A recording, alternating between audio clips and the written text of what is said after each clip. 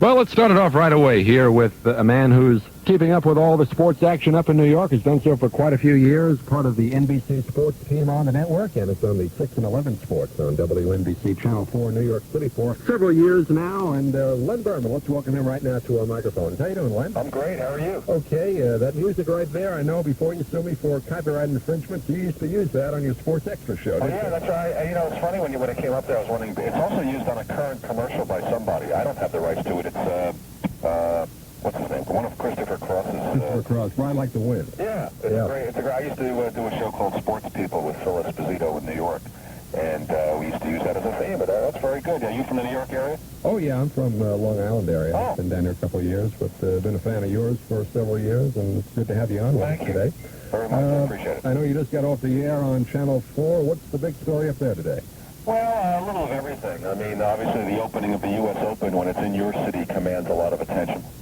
Although it got broken up by the rain and there was no real major story over there other than the fact that they were able to keep the airplanes away from flying overhead. The mayor made a special request, so no airplanes. But that was there. You got the football cuts up here as well as you mentioned down in Tampa. And a lot of interest in the football. And the number one story in New York is now the Mets because they still like to think they're in a pennant race, but they're not playing like it. So that's a quick scan of the headlines. You mentioned the Jets. Of course, they're coming down to play the Bucks this Thursday. A big cut-down day today. The teams have to get down to 60 before tomorrow. The Jets did make a trade today. They got rid of their unsigned number 2 pick, Reggie Rembert.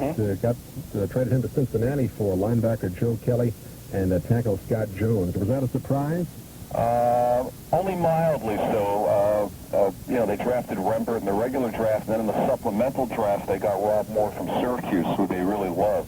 So that decreased Rembert's bargaining position. Of course, anybody who goes to the Cincinnati Bengals really has his bargaining position decreased because that franchise is well known as not being among the highest payers in the league. And also, Bruce Coslett, the Jets coach, was an assistant in Cincinnati, so he knows a couple of the guys he brought over from the Bengals.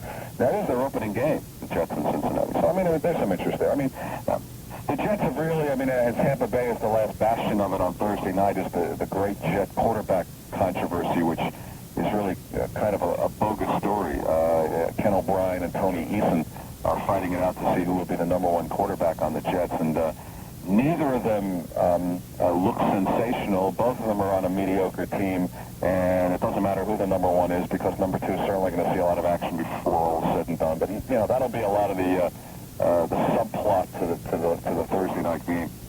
Similar kind of a plot down here with Testaverde now being challenged in training camp by Chris Chandler, formerly of the Colts.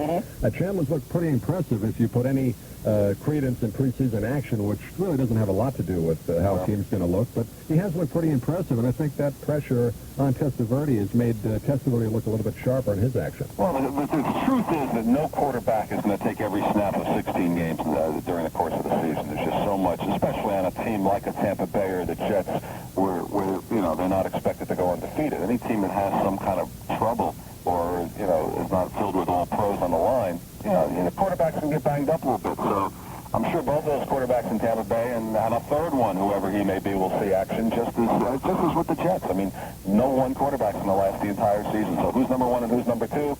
It's not who starts a lot of times, it's who finishes anyway. Right. You mentioned Bruce Coslett, the new coach of the Jets. What does the media think of him so far? Is he a much different type of guy than a Joe Walton with the press? Yeah, everything is so far pretty upbeat, and it's a honeymoon period.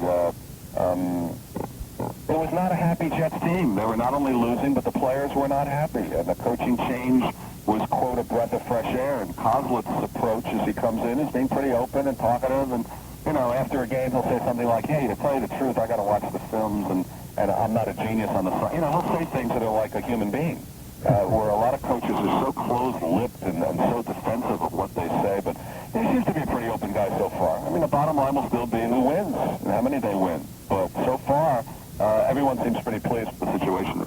We've got a coach down here that I'm sure you're familiar with, Ray Perkins, former coach of the Giants. Yep. You mentioned a type of guy, and he fits into that category. Yeah, he does, but he's interesting when you get to know him. I got to know him when he was an assistant coach with the New England Patriots. And I always count a lot what players tell you. And And when he was in New England, he helped develop some sensational wide receivers, names like Russ Francis and Darryl Stingley, who was later involved in that unfortunate collision. But these players absolutely loved and swore by Perkins, and I think that's I always find it interesting what the players have to say. So Ryan has he seems when you hardly know him, he seems very tight-lipped, but he's got an interesting sense of humor and a side to him, which I'm sure people in Tampa Bay will get to know as they practice. Getting back to the Jets for a second, they finally have what you would call a regular general manager. Do you think that's going to put them on the right track? That's been a story up in New York the past several years where they really didn't have any direction in the front office. Oh, absolutely. Unquestionably, one of the team's failings was that they didn't have, quote, a football person, much as the New York Yankees don't have a baseball person.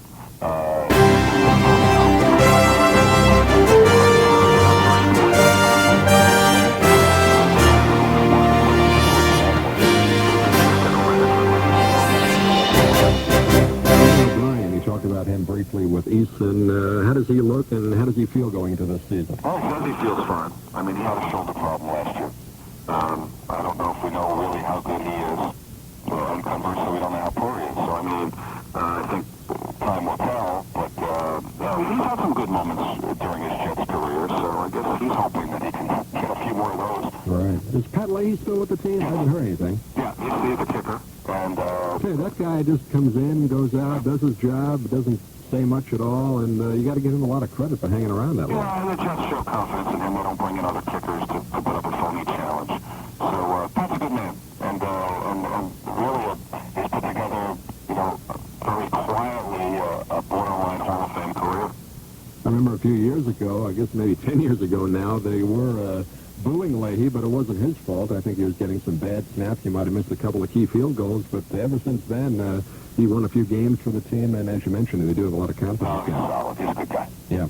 How long do you think the Jets are before they're a playoff team? Are they talking any kind of plan under Counselor? No, I don't think I think they'd be silly to come in and say it's a 2-year or a 4-year plan or anything along those lines. That's always a mistake. Well, they're a long way off.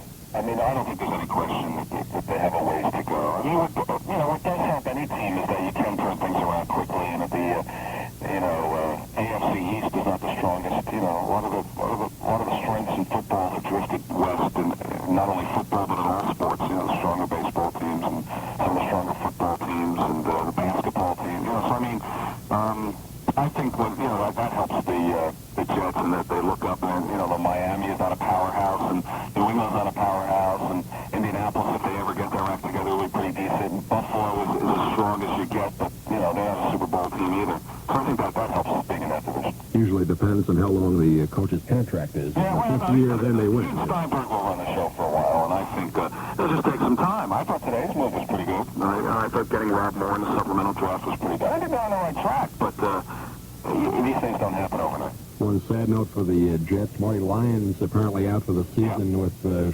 surgery on his bicep. Yes, and his career may be over. There's one classy guy. I'm going to put you on hold for 2 seconds, but I'll be right back at you. Okay, talking to Len Berman of NBC Sports, right from the studio in New York City. And, of course, he has to prepare for his 11 o'clock sportscast.